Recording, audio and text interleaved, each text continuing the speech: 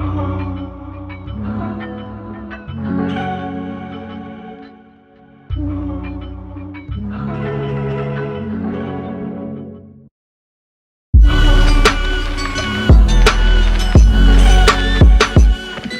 up? What up? Welcome back to the TheVisionLab podcast. I'm your host, Ryan Cuffey, alongside my co-host, Mr. Ryan Mosley.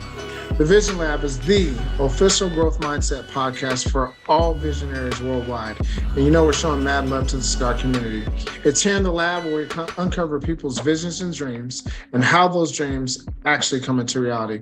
I'm tremendously excited about this. Mo, I've got to kick it over to you because I'm about to fly out of my seat, bro. Cuff, today's guest is a native of Dallas, Texas. We've got a connection to him from a long time ago in another life, as you say. He is all things growth mindset, and we're definitely looking forward to having this conversation. Ladies and gentlemen, please welcome Mr. Sean Clayton to the TheVisionLab podcast. Appreciate it. Good to be here. Hey, man, Awesome. Listen, I'm excited about this. I rock with you, Sean. I've been rocking with you for a minute, and I know traveling and everything is, we hadn't had a chance to chop it up much or anything like that, but I've always respected your hustle, your mentality, like this really growth mindset, as we currently know exists, right? Like you exude that. And so a couple months ago, come across, oh shit, Clayton's on Instagram now. Okay, cool. We got the follow. And I'm starting to look at the content. I'm like, yo, I'm rocking with this, And so I hit Mo up months ago and was like, need you to go follow Abundance 10,000, 10,000, excuse me. And, because I love the content and we had to get you on the show, man. So I'm honored. We're humbled that you jumped into the lab with us. Yeah, no, I appreciate it, man. It's always, we're always reflections of each other. So it's good to be here to support one another in everything we do. So grateful. Yeah. And for all of our visionaries too, please go follow Sean, Abundance 10,000 on Instagram. We'll drop all the social media handles, YouTube pages, and everything like that later in the show. So make sure you guys continue to watch. Right off the bat, though, Sean, I got to ask, I want to set the tone, especially in this form that we're in. What is alchemy? Because that's kind of like what you hinge on. Yeah. All right. So alchemy is, I'm going to use probably a word that doesn't help the word, but I call it transmutation, or moving something from one state to another state. So they talk about like alchemy, when Jesus turned water into wine. Or they talk about turning lead into gold, or they talk about any of these things where you're turning something and creating magic out of it to another, and you do it in an instant, and it feels like magic. That's alchemy. Okay. Yeah. And so now, like, you're this alchemist junkie, right? So how did all that take place? What really got you honed in on being an alchemist? Yeah. So, I mean, I call myself an abundance alchemist more than anything. But it's basically taking the ability to look at opportunities and like immediately move them into abundance. So, if you take a little bit about my background, and I'll be really vulnerable here. I come from a long line of trauma. So, I mean, if you watch any of my content, Ryan, or, Mo, sexually abused between 9 and 14, most Black men don't talk about that stuff, right? And in that, you feel like you got to prove yourself to be a man, right? And so when that happened, in my younger days, I'm like, okay, well, I need to actually find more women in my life. I need to do this. I need to do that. And so you start to like shift. And that's how you think alchemy is you changing what it felt like not to feel like being a man into what it's like to be a man. So you become like this womanizing person. Or that's not a good version of alchemy. Well, there's no good or bad, but that's not a loving version of alchemy. I'll say that. Or you say, okay, well, I ended up, I was making a ton of money before I went to federal prison. So in federal prison, I was making a ton of money beforehand, had a $20 million company got ripped out from underneath me. I ripped it out from underneath myself in order to save myself, candidly. But in that, you get in and then you get out, you got nothing. I had one pair of jeans, a belt, a pair of shoes, and everything else was trashed. I had to buy everything brand new. Had no place to live, had no car, had no cell phone, had nothing. And, how do you go from that to, living a truly abundant lifestyle? And what does an abundant lifestyle mean? Most people get caught in that too. They think it's about the money when it's not about the money. So that was how fast can I speed that timeline up? so that I can actually sit in a state of true abundance. So that not only do material things show up in my life, but actually the energetic aspects of connections between the people that I'm connected with, the type of health that I have, because I got really sick in that process too. Ended up getting a whole thyroid condition, got sick, got up to, I don't think Ryan, you even knew me at the time. It was actually after I got out of Multiview, but I ended up getting like 260 pounds, right? And, when I think I was at Multiview, we were connected, I was probably like a $170, $180, something like that. Yeah. I remember you yoked up and I was like, yo, what are you doing? Man, you were like, I've been in the gym, Yeah. But part of that was I got really sick and then was like, I got to get in the gym, but then I got on all this medication and all this other stuff. And I'm like, okay, I don't want to take this medication for the rest of my life. So then I had to figure out a way to alchemize that to where my health became whole without me actually having to, take medication to do it. So there's things that we can talk about related to that. So there was, then my spiritual abundance, so you think about that, like, we constantly chase after a thing outside of us. We think that, I'm going to get a little religious. We think God's outside of us.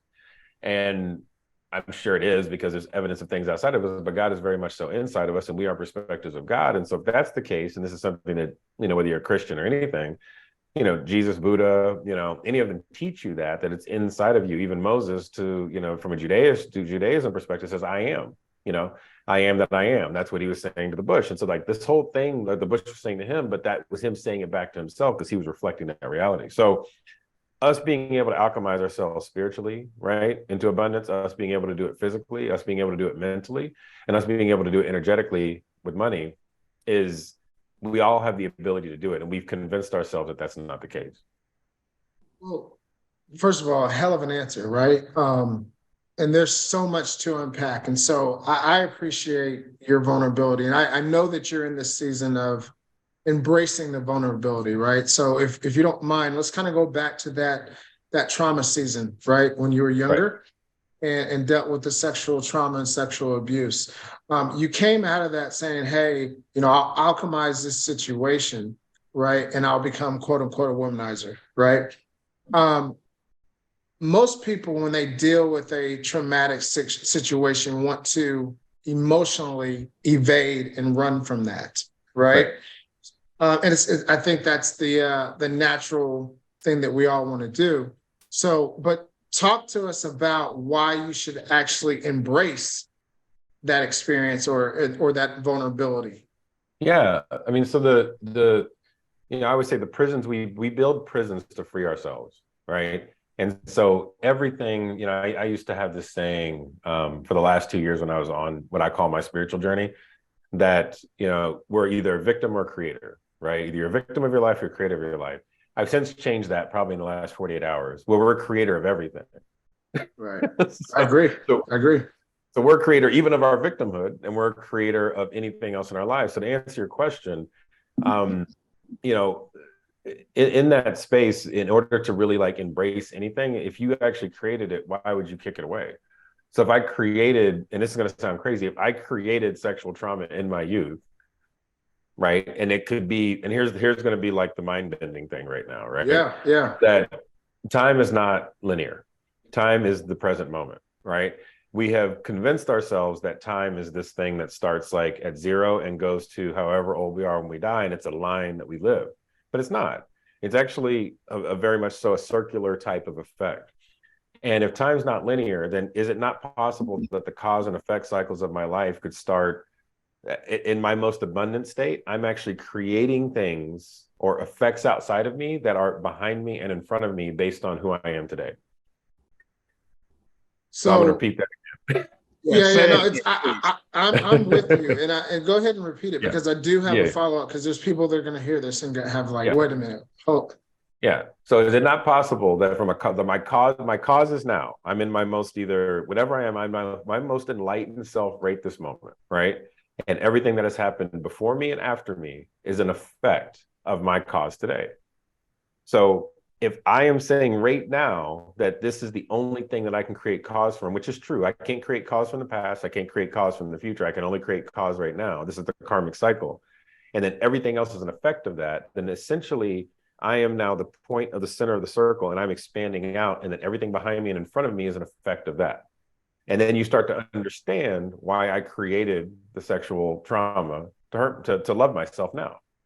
But at that age of 9 years old or whatever it No, was, right? I didn't know that. Right, well, no, for sure. But at that age, right, when you experience that, because this is going to go viral, right? People are going to be like, no kid asked for this or whatever. But in essence, that's, a lot of people will cull it all the way down to that and say that this boy, this man at that time, asked for this. And so I need you to break that down and help people understand that you may not have verbally or even physically nor emotionally asked to be sexually, abused and traumatized. But like when you say, well, I created this, well, you're literally saying I created my own sexual trauma. Absolutely. And I'm going to explain it from a different perspective. It sucked and it was horrible, but I had to go through it to be who I am now. Now let's put yourself in the seat of God, right? The seat of all. If we believe that there's something outside of us and we believe that we're connected to this thing, right? This source, this God, then at which point do you think that God created 9/11 and the Holocaust and slavery and all these other things so that God could actually understand what God is, but then all the other beautiful things that go along with it? Or was God so not an influence and over this entire domain that it was an accident? Well, I don't believe that God makes accidents. And I think exactly. that he's all-knowing. He's omnipresent and omniscient, right? So right. he's all-knowing. Right. So all of the things that we see in 2023 to, any infinite time, right? He knows what's going to happen, or knows what's going to happen. And created the whole damn thing, the whole playbook, because when God said I am, then it said who am I? It had to create infinite experiences of all aspects of duality and polarity, all the way from heaven and hell. God created the devil, right? And created Jesus, created the Holy Spirit. If we subscribe to those things, we subscribe to aliens, we subscribe to fucking whatever manatees, and manatees are real. But any Bigfoot, Sasquatch or whatever, fairies, I don't care. Whatever you think and you subscribe to, all of that is a creation of the mind. So if it's a creation of the mind and the mind is actually tied back to the mind of God, then at which point, then everything that comes out of that is God's creation. And if we're a reflection of that creation in human form, then we create everything as a correspondence of God.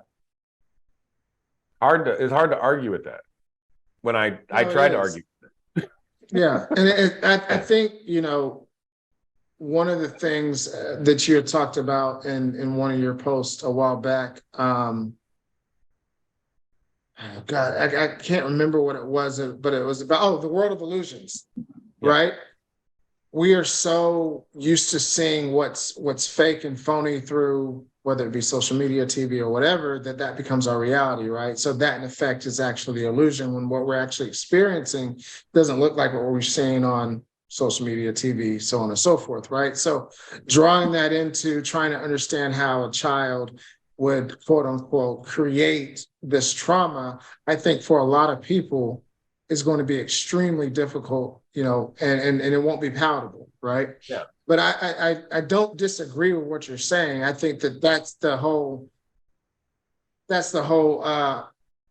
challenge that we exist in today, right? This 2 and 3D dimension, right, versus a linear component. Right. Well, now here's the kicker. The child didn't create it. The child is just an illusion of my soul. The child is an illusion of the higher self that I am, right? And the further I go in life and the more that I become aware and awake to my actual soul, what happens is that the physical form of myself and you can call it the holy or the spiritual form of myself starts to merge. When it starts, when you're ripped out of the womb, you're like this pure thing, right? And then we go through life and our parents teach us things, our school teaches things, society teaches us things, and we start to become separate from our oneness, right? And when we become separate from our oneness, then we're like, okay, well, I'm far away from it. And then what we do is we build patterns of emotional trauma, physical trauma, and, like intellectual trauma that we hold on to in order to validate the separation that we have from our soul.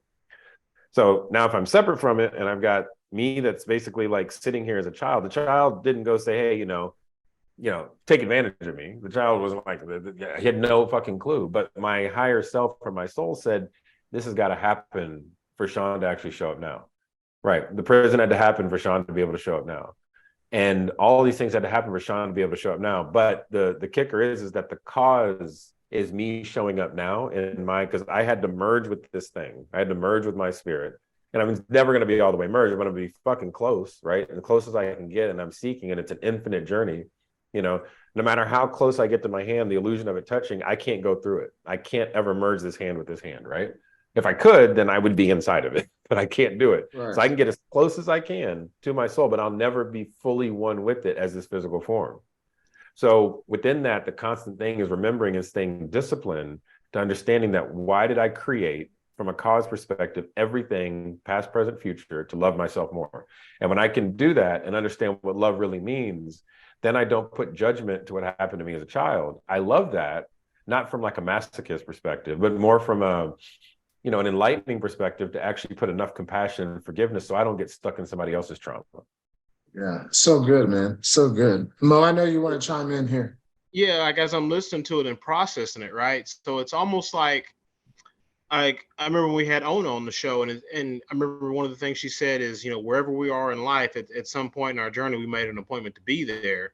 And listening to what he's saying, it's almost like a deeper, more refined, or more elevated version of that. And correct me if I'm wrong, Sean, but you're saying like it's part of your journey and everything that you went through, and it's gotten to where you are now, to where you're at this space where, like you said, you're merging the two together and trying to get them as close as possible to, you know, to be the quote unquote best version of yourself. Yep. 100%. 100%. And the only time of creation is right now. Right. And if that's the time of creation, then that time of creation is literally me saying, you know what, I'm going to stick my finger right into this world. And what I'm going to do, kind of like Neo in the Matrix, you know, Neo stuck his finger in, and all of a sudden these ripple effects started to happen, you know, and then the mirror, he's like going back and forth, and all of a sudden he started to merge with another world. We can affect now. I can't affect yesterday. I can't affect tomorrow, you know. And then within that, you have to say, you know, we also get trapped in is the illusion of control, right? We can't control shit. We can influence everything. I can influence this pen with my hand, but I can't control the pen. I can't just look at the pen and make it move, right?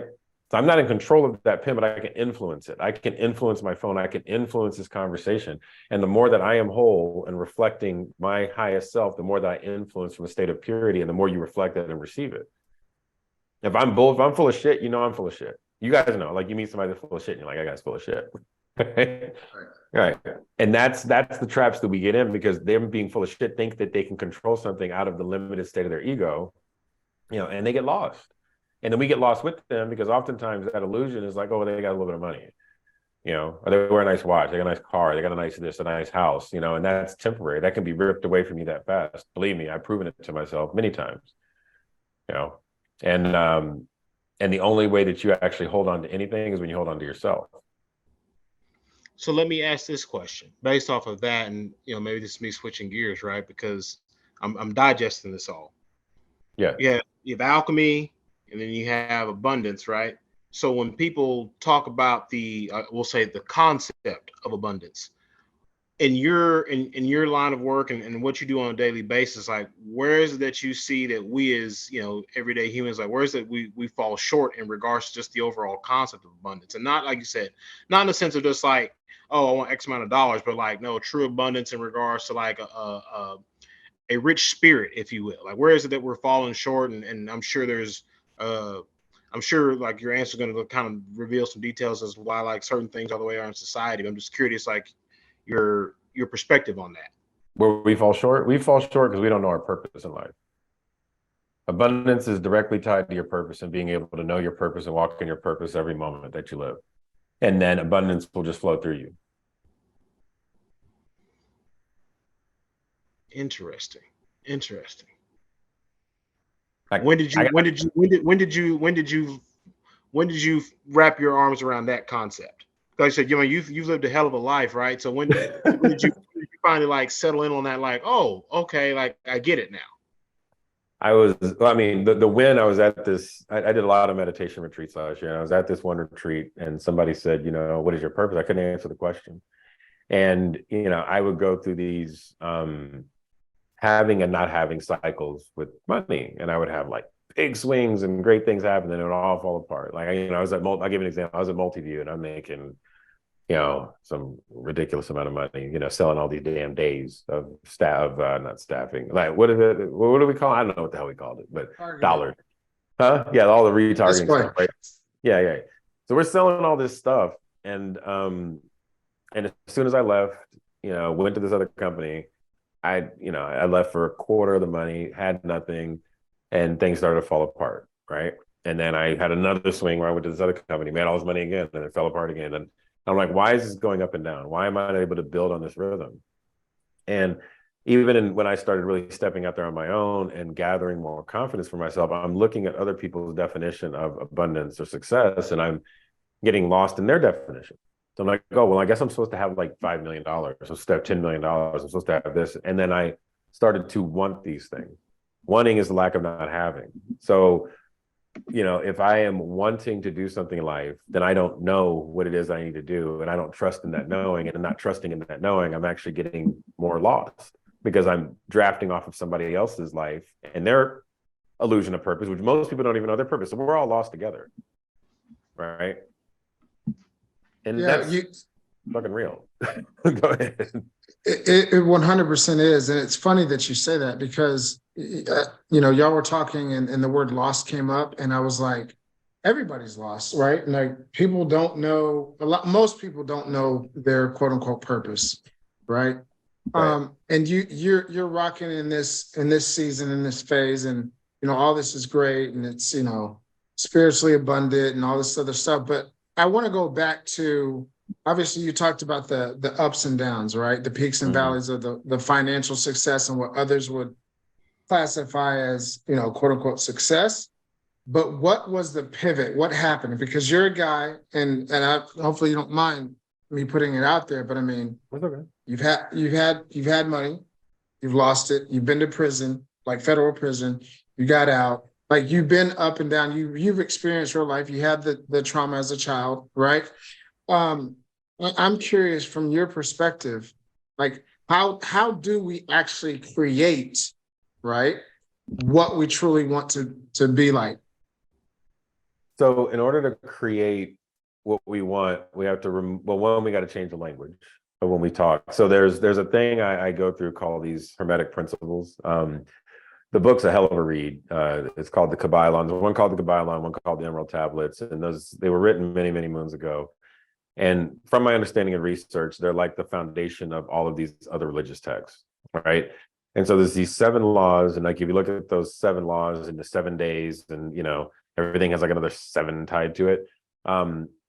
In essence, we've had these symbols that shown up in our lives around this rule of 7, but the laws basically say that the first law is everything is mental. So everything's a thought, right? And there's an isness of the thought. If I think loving things happen. I think fearful things happen.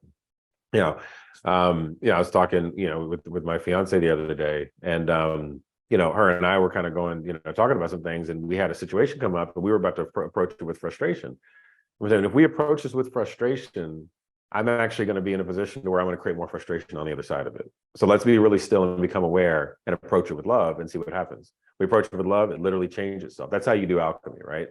So everything has a thought associated with it. It has an intention tied to that. Okay. The second law is everything has a correspondence. So everything corresponds with everything else, as above, so below. So if I think this thing, and then the thing is connected to another thing, right? And then it's connected to another thing. Like we look at how our kids look like us, that look like our parents, and we're all kind of like walking illusions of each other. Not an accident. We all correspond, right? And then we say, okay, well, the suffering that I have, I'm going to carry that with my parents. This is one of the things about the Black community, is that in order for us to alchemize our way out of that, we actually have to change the narrative of the way that we see ourselves, and not say that the linear timeline that my parents had, I'm going to carry. And it's not out of dishonoring them. It's out of actually honoring them in a way that their success is a stepping stone for myself. So there's an aspect of altering the correspondence to be a change maker in that. And then the next one is everything is energy. So if everything's energy, everything has a vibration to it, then you understand that there's no materialness to anything. So I can take a thought, I can put the aspect of correspondence, understand how it's all connected. That's the matrix, and literally create a ripple effect of energy in my life that then drops into physical form. Right. So if I can do that and be really intentional with it, then that's where it started to really make an effect for me of being able to actually, it's like I have this basket and I started to weave this basket tight based on my intentions and my thoughts. And now I'm catching every blessing that's falling into my life instead of letting it fall through the basket. So was there something that happened of recent that made you like, what was the pivot? What was the shift that say, look, I need to settle down and focus and study alchemy? Because you talked about like shifting things. And I know that at 9, 14 or whatever, you weren't thinking that way, right? I know it even 10 years ago, you weren't really thinking that way. So what was it that happened in your life? And I'm assuming it was something at least quasi-traumatic, right? That made you say pause. Well, it was all the traumatic buildup that built itself into the moment where I started calling bullshit on myself. And there are probably 3 instances. One is when her name is Sophia. When I met Sophia, she introduced me to meditation, and I'm like, this is some weird, wacky shit. I don't have any interest in it. I'm gonna pray, and the praying wasn't doing much for me because I'm praying to an outside thing, not an inside thing. Meditation forced me to go within, and then I started to go deeper into that, and I started doing like these 3 or 4 hour meditations, and I'm like, oh, like I'm actually going into this really deep space and creating all this energy. So there was that started me recognizing that it's more of an inside job than an outside job, but I didn't understand how to actually go within because the illusionary world is like, well, I got to do all this doing instead of receiving. It's like I've got to do chasing instead of actually sitting still. So that was the first part of it. Then the second part of it is, at the top of last year, I did some ayahuasca, right? And kind of, yes. yeah. And then after that, I was like, oh, now I know all this like connection stuff. So that's the truth. And once you do it, if you don't integrate it and understand that it's just a part of the story, not the whole story, you get lost in it. So now I'm walking around preaching shit to people from a space of ego, actually creating delusions and control in these little like cultish communities, and became a real big asshole like last year, like just rude as fuck. But I had a community of people that loved it. They were like, oh yeah, this is dope. I mean, like, you know what you're talking about. And I knew what I was talking about. And I was regurgitating a lot of the gurus that I was following and I got connected to. This guy, this amazing guy, Dr. Joe Dispenza. He has a pretty massive following. Like, I mean, we were on text message, right? I'm going to, like, we're having lunch and dinners together and stuff like that. Like, it got to that level. And I'm like, but I know that I wasn't honoring myself in that. I'm chasing after something else. And then I'm now creating these little mini communities of 4 or 5 people. What am I influencing at that point? And we're all saying the same thing. It's like if your ass stinks and nobody tells you, nobody wants to be around you, except the people who other ass stinks, and then you're just sitting there stinking in your own shit. Like, that's what was happening last year. So I went to this program called the Hoffman process, and in the Hoffman process, they take your phone away. You're in for 7 days. You're with about 30 or 40 other people. And you have to go through these like trauma releases of understanding all the patterns of your past. So I had to understand my parental patterns, my mother, my father, my mother patterns, and all these negative self-love patterns that were built. And I go through this process, and when I come out of it, any bullshit I had in my life, I couldn't call bullshit on anymore. It's like, and I can get vulnerable with the story, but at the time, I'm trying to, manage, like I'm in love with my fiance. We're not engaged at the time. I have some other nonsensical, shit going on in my life, me validating myself through, other women in my life, and in those lanes, I'm just not being authentic. I'm not being in integrity. I'm not being authentic.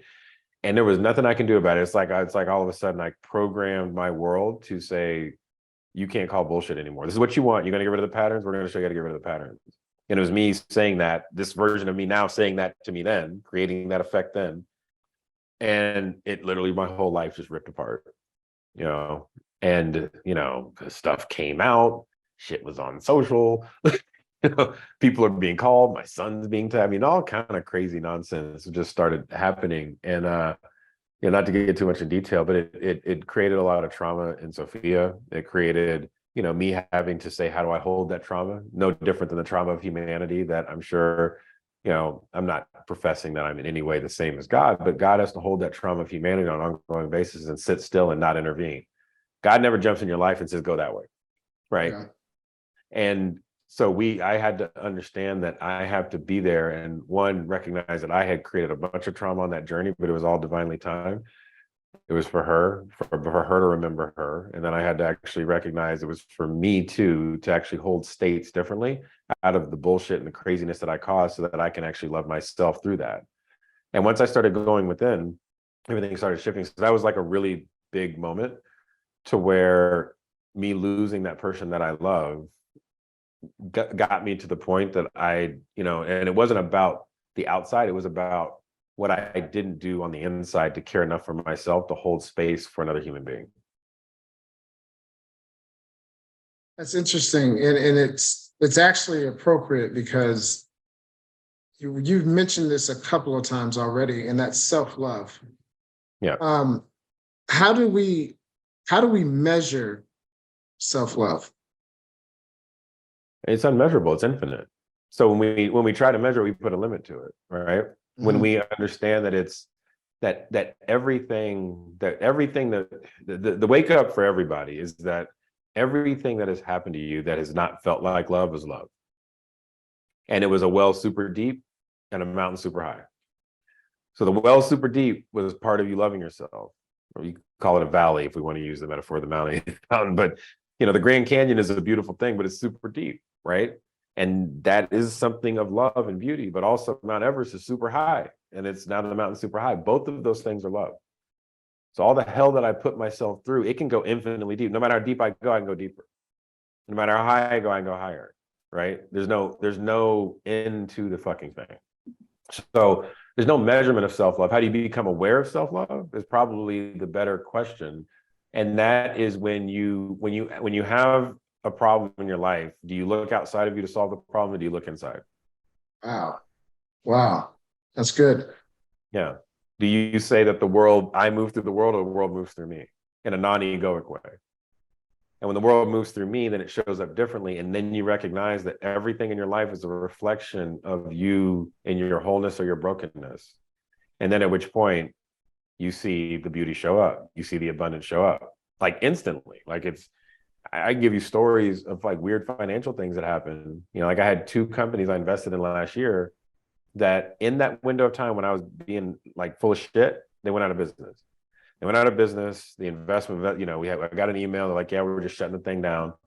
When I stopped, when I went through that door and I became authentic and stopped being an asshole and started going within and kept going within, both of those companies got purchased and my investment went up 10x in 4 months. 4 fucking months. It doesn't even make any sense. Like those things don't happen. And then you recognize this thing's an illusion and you're like, oh, I can just snap my fingers, but it's not you snapping your fingers. It's you going within, and it's you basically just loving yourself so much that you're here to receive everything around you. So I want to tack onto that. I know Mo's got a question for you, but since we're talking about this, right? Why can't we just say, well, you know what, Sean? I believe exactly what you say. I'm going to do my work on myself, and then I'm going to manifest. I'm just making this up, not to say that this is everything, but I want $1 million and I want it tomorrow. Why can't we just do that? Because one, we use words like want, and it's not having. Okay. There's a difference between believing, trusting, and believing, knowing, and trusting. Right. Mm-hmm. So if I believe something, then I don't know it. If I know it and I don't trust it, it doesn't matter. When I trust my knowing, then it's everything. We've given ourselves enough evidence in our lives. We trust the ground we walk on, right? We trust the pants we put on. We trust the car we drive. It's a fucking machine made by some other people, predominantly in maybe another country. And we get in that car and we drive this heavy ass thing 80 miles an hour down the road, and we trust the shit out of that, but we don't trust the soul that created us. So when we trust the soul that created us and we can actually walk in that divinity and actually witness it on an ongoing basis, that $1 million will be there, but you'll also know why you created it. You'll know that it's supposed to be there. And it's not generally it's because we have an ego that's tied to seeing somebody else's thing. And at this point, I would rather be connected to, 50 billionaires that can influence the world than me to have $1 billion.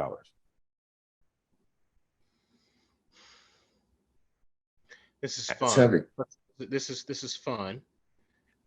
From we talked about the word influence earlier, right? Yeah. Versus control. you've got quite the community online on various platforms, right?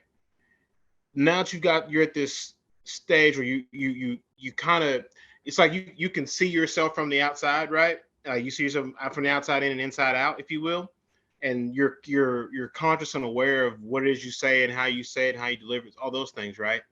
Yeah. How do you go about, for lack of a better term, effectively communicating like what you're actually trying to tell your community, and what point you're trying to get across without negatively influencing them? I mean, to me, in that space is if when we are always moving in a loving space, there are going to be, Jesus says a statement that those that have ears, let them hear, right? Because those that are ready to hear it will hear what they need to hear. There are people on social that say some like really raunchy shit, and I just thank them and I love them. And there's a practice called Ho'oponopono that is essentially taking total responsibility for everything in your life.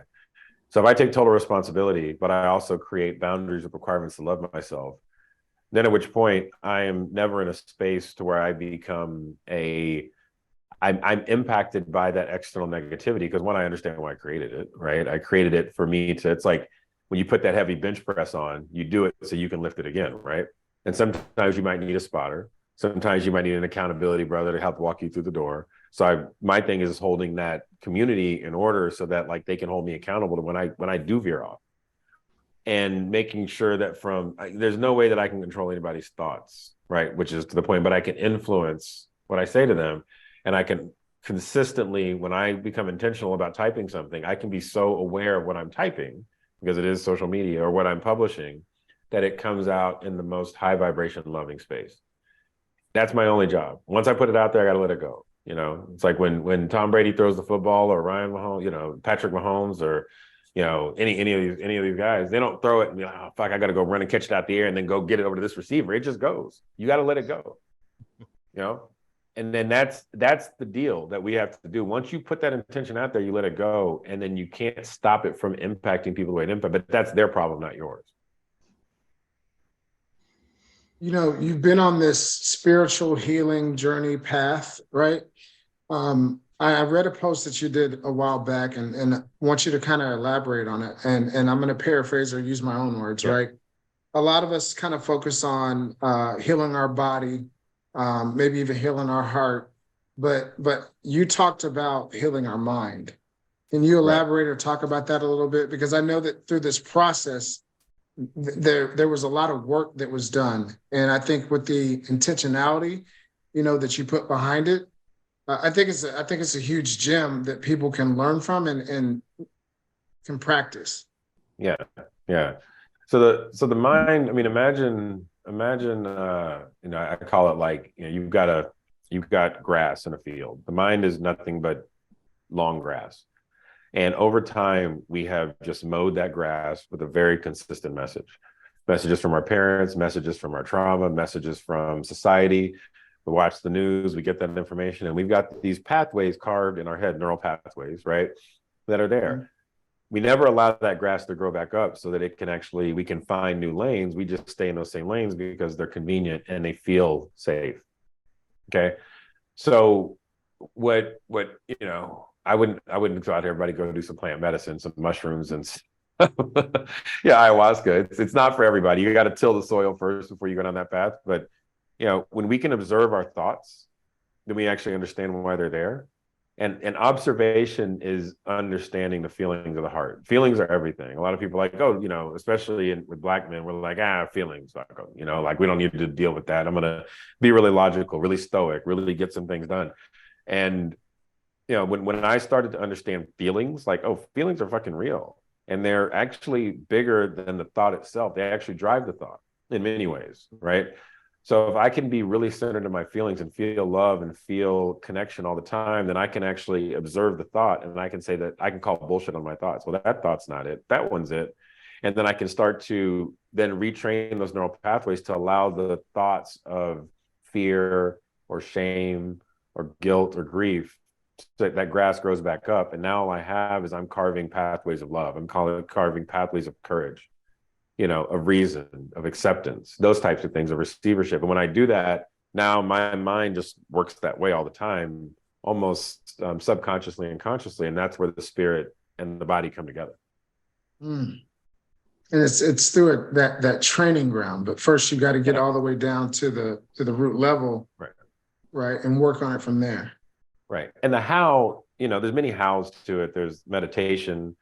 You could do the plant medicine thing. People get lost in it because they think that's the answer without integrating it into action.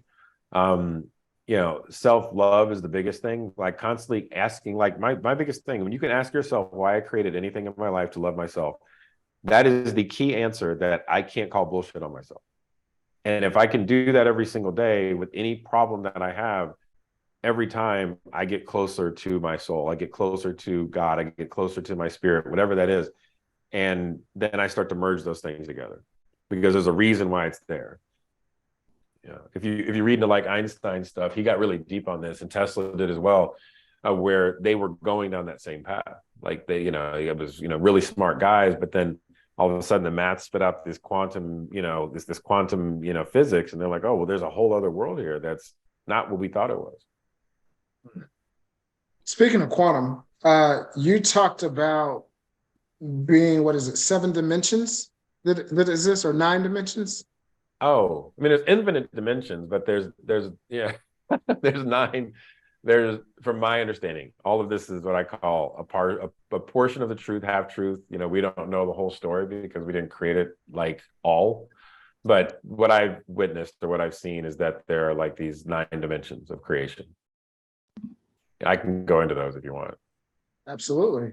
Yes. All right. And this just gives you, this would give somebody a framework into, if we tried to logic the best we could, God, I guess you can call it, it's kind of that. So, the first dimension, if you said, okay, and I usually use like an image for this, but the first dimension is that I am, right?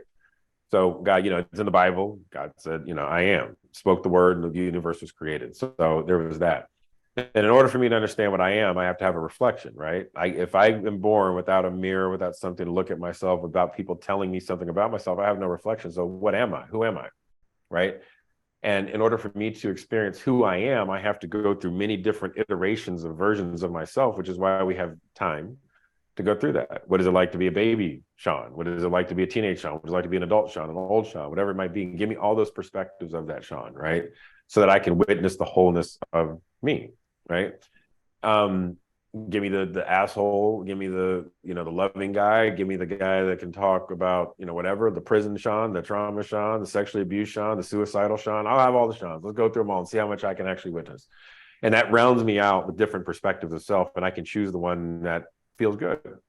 So, but you have to have time. So the second dimension is who am I? The third dimension is I have to experience this over time. So this is the 3 dimensions we live in. We live in this experience over time with an experience of ourselves and a reflection of each other. You're a reflection of me, Mo, you're a reflection of me. We're all reflections of each other. And so, within that is that aspect of things. And then, you have Adam and Eve and the story of the Garden of Eden and eating the tree of, the fruit, the tree of knowledge, the fruit. And that's where they said, well, you know what? I want to know more. I want to have the choice to choose.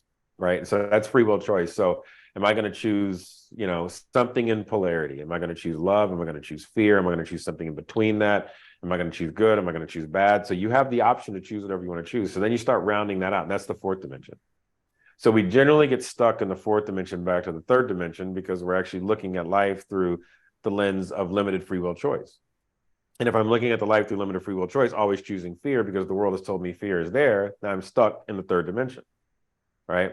And so God created that, or all, or whatever source created that so that we could witness that. And this is why we're these 3-dimensional beings. If I want to get past it, then I have to say, okay, there's, if you Google 5th-dimensional beings, and apparently, like aliens or whatever you want to call them, these loving beings, angels, and these were in the Bible. And, if you want to go look at text, and people have had, witnesses, witnessed them, the government's even come out and said, hey, there's other shit that's real. And, so all of this is out there. We can call it hype, call it not, but it's only the limitations of our mind. Well, when we choose love, we choose a higher vibration. So love is just energy, and we choose a higher vibration of that energy. We go to this 5th dimension, right? And so we could be a 3rd dimensional body witnessing fifth dimensional aspects because we're choosing love all the time. And then if God then said, okay, I set a plan for you that is set in the sixth dimension, right? There's a plan that you draft down that if you're in love, you can pull off that plan, right? It's not a choice, it's an intention of a thought of the mind of God of saying, okay, you can get this really good shit over here if you want it, or you're looking to create it. So, you have to go through the door 5 to get to number 6. So now I can pull the sixth down. dimension? Sixth dimension is the plan of all, the plan of God. It's the actual, that divine roller coaster meant for you. It's your divine plan that's just sitting there waiting on you. And we witness it when we feel abundance of love, right? It's like you feel like when we have sex, we have this amazing feeling. That's abundance of love. We connect to another human being like that. All of a sudden, like in church, people get the Holy Spirit and this abundance of love. It's temporary, but you feel it, and all of a sudden, magical things happen. So that is that sixth dimension dropping in like Spartan waves that we start to see it in our life that allows it to actually show up 3-dimensionally. When miracles happen, when people come back from the dead and they're like, wow, I saw this, and now their life starts to change and they become clairvoyant. That that kind of weird shit that goes on, right? So that's the sixth dimension. Then the seventh dimension, if you go even further, is basically being able to then experience life through every version of ourselves. So me experiencing life through your eyes, through Mo's eyes, through my eyes, through my eyes, through my son's eyes, and understand why it's all created from this aperture. Imagine like on the X-Men, when Professor X went into that big sphere, Cerebro, and he could see all of it. That's like the seventh dimension. I can see it all from one eye, but every perspective created, right?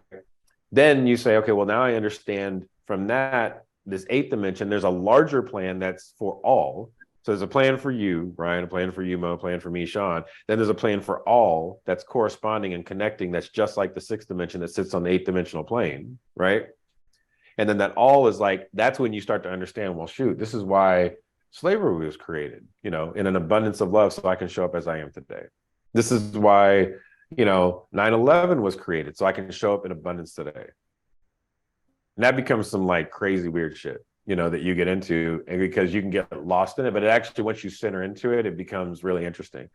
And then the ninth dimension is that after all those experiences of the infiniteness of God expanded through all aspects of beauty, of human nature, and reasoning in every single dimension through every single perspective, starting with the I am all the way back to the I am, it centralizes back in the ninth dimension of I am. So it goes through all that, and it's like, okay, now I'm back, and I'm, now I did it all. When did you get to a point personally where you felt stable in all this, right? Because I said, you already talked about like you've seen all the peaks and valleys that life has to offer. So when did Sean get to a point where like you felt like you're on solid footing and you can absorb all of this stuff and be comfortable with it? Because I would imagine somebody who is of lesser mental toughness, right? Like it would throw them for a complete loop and they wouldn't know which way is up. But obviously you've got your feet firmly on the ground. So like, I'm just wondering, when did you get to a place where like you were comfortable with everything that you just kind of talked about and it didn't freak you out? That's Sean Clayton, bro. He's always been comfortable talking. Well, I mean, it's a great question, because I mean, it's enough to drive a man insane, right? And being able to have that. I mean, I'll have this conversation with clients that are investors. I had this conversation with some people at Goldman Sachs. I have these kind of conversations, and it was when I truly recognized that I'm receiving me, and the world is a non-egoic creation through my eyes. And when I recognize that, then the responsibility that I have of being able to witness that, like in magnificence and humility, is everything. We weren't created to be small. We were created to be titans. We weren't created to sit here and say, you know what, woe is me, life is rough, all these other things. We can do that. Like, I mean, and the crazy thing about it is in saying that, you're actually creating a tough life and a woe is you life and the whole thing. And how fucking powerful is that? Like when I see, people creating these like negative down spirals in their lives, I'm like, I mean, you're crushing it. You actually, like, you are fucking powerful as shit. Like, you see this, like, you're killing it. Like, you can choose the opposite lane. You don't have to drive into traffic anymore. And when, you know, to really be still with that is it's really through the lens of acceptance. There's the book called Power versus Force by David Hawkins, and he talks about these different stages of consciousness. And it starts with shame and it goes all the way up to Tao. And at shame, you know, we get stuck in shame and we don't forgive ourselves to release ourselves from shame.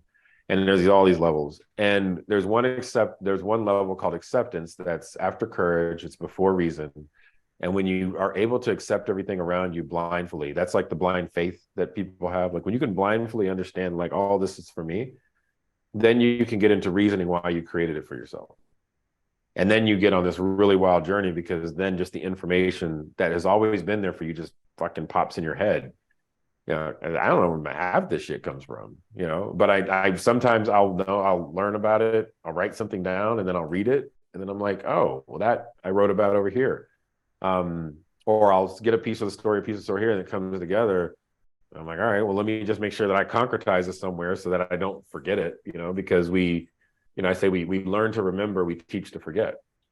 So the minute I say something, it's gone, but it's for me to open the well for other things. That's deep. That's deep. We could do this all night with you, Sean. I want to extend this offer. We don't do this very often. I'd love to get a part 2 with you and talk more about, you know, alchemy, mindset, abundance, all of this, right? Would you be up for that? Oh, 100%. Yeah, we can get detailed about just how to. A lot of this is it feels ethereal, right? And like, how do you ground this into the physical world? Like, how do you take this and apply it literally tactically every single day? And that's where shit becomes magical, because you actually do less and create more, which is a lot of fun. And that you talked about that a little bit earlier about not doing but receiving, right? And that's so counterintuitive to what we in this 2 and 3D world that we live in understand. Like, we know I got to do this to get this, right? But it's what I've heard you say earlier. It's not about that. It's just being in a position to accept and to receive. But we'll tackle that for another interview. So visionaries, make sure you guys stay tuned in for that. I would be remiss if we didn't give you the opportunity to share all of your social media platforms. How can our visionaries follow you and subscribe to everything that you've been talking about? Yeah, for sure. So, I mean, Instagram is kind of like where most things are. So that's Abundance 10,000, you know, so check that out. There's a lot of fun stuff on there. I create some, you know, fun videos. Actually, it's not me. I put the stuff together, say it, but I have an amazing team that does it. So I got to give them a shout out. And then I started literally like a daily dose podcast the other day, just randomly. So that's on Spotify. It's called Science of Abundance. You can tune in there, check it out. It's like 7-8 minute snippets where people can just go in and like pick something up for the day. Also LinkedIn, if you want to learn about business things. I think it's just Sean Clayton on LinkedIn. I'm the guy in the hat. But that's about it. I don't do the Facebook thing. No reason why not. Just don't. So you're not on TikTok shaking your ass? I've got TikTok. I forget my TikTok handle. I mean, here, let me look. I don't know. I'm on there. I don't do a lot on it. We got to see Sean doing some dances or something. Oh, I don't do dance. I just post the same thing I post on the other thing. So it's just the redundancy. So it's Sean Clayton 387. I don't even know why the 387. I think it gave me that number. But that's it. Sean Clayton 387 on TikTok, if you want to check that out. But well, before we close the show out, why the number 10,000 on the back of Abundance? It was no real reason. I mean, I guess there definitely is a reason. I haven't figured it out quite yet. But yeah, it was just like I typed in abundance, and then I was typing like abundance alchemist, and I was like, fuck it, I'm just gonna put a number. So I just put a 1 and a bunch of zeros behind it, and so it was a nice happy accident. I guarantee you, more than likely, there's a reason for it. That's a little bit deeper. I have to sit with. That's a great question. Next time I come on here, I will have an answer to that question. Yeah, indeed. For sure. And hopefully we can do it in person with you being in Texas. Yeah. 100%. Yeah. So before we land the plane, we got a couple more quick questions. P, what you got? It was one of the questions we asked everybody who comes on the show, Sean. It's you. There is a round table. There are 5 other seats. Who are the 5 people you want at your table, dead or alive. The only stipulation we put on it is that you can't have, God or whatever religious deity you subscribe to. You can't have them at the table because that'd be too easy, obviously. Oh man, it's gonna be a weird answer. I'd love to have every traumatic version of myself, in sequences of 5 sitting there for me to have conversations with them from this perspective, just to tell them it's going to be okay. That's interesting. You wouldn't take the most abundant version of yourself. You would take all 5 traumatic versions of it. Well, right. It's me in this space with those other 4 or other 5, and then have that conversation. Interesting. Yeah, that's. You can always give it to Clayton, man. He's gonna think and make you think. So that's a question, or excuse me, that's an answer that we've never heard before. So shout out to you, sir. What's the long-term vision for Sean Clayton? Vision-wise, it's taking. I'd love to create an opportunity to scale this information in my head that comes in and be able to help other individuals from a loving perspective. I started a coaching program, so that's happening. Helping people just go through the experiment of waking up in that abundant framework. It's called Science of Abundance. So like I walk them through that. It's like an 8-week deal. So there's that's long-term, but not infinitely long-term. Creating a platform called In Life, where people get instructions for life based on kind of the things that we're talking about, these hermetic principles, how they ground themselves, how you see the evidence of it show up. And really it's you talking to you in your phone that basically gives you instructions of like where you're at and how to map yourself back into your most abundant self. These are business things.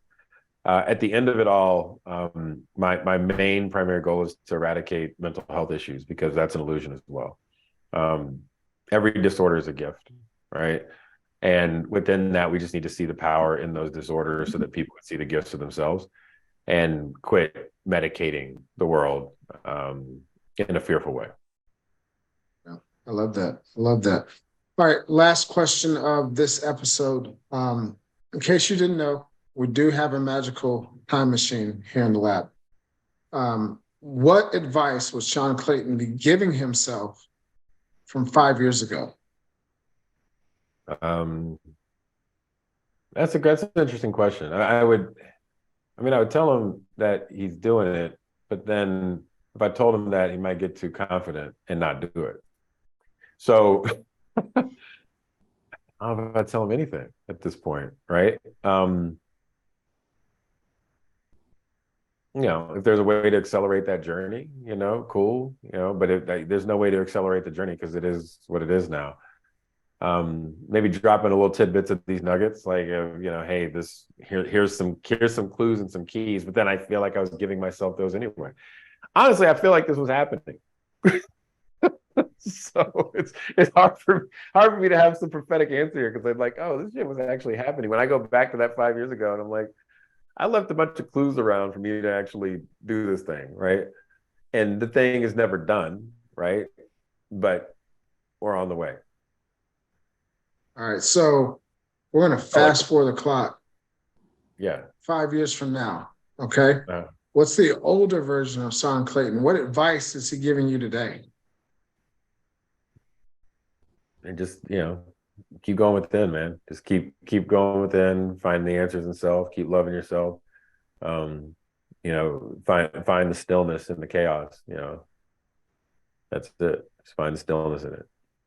I love it. Well, brother, hey, thank you so much. Yeah, thank you guys. Appreciate y'all. Appreciate you having jumping into the lab with us. This has been mind-blowing, but obviously super informative. And I know we're tremendously grateful for you to jump in the lab with us.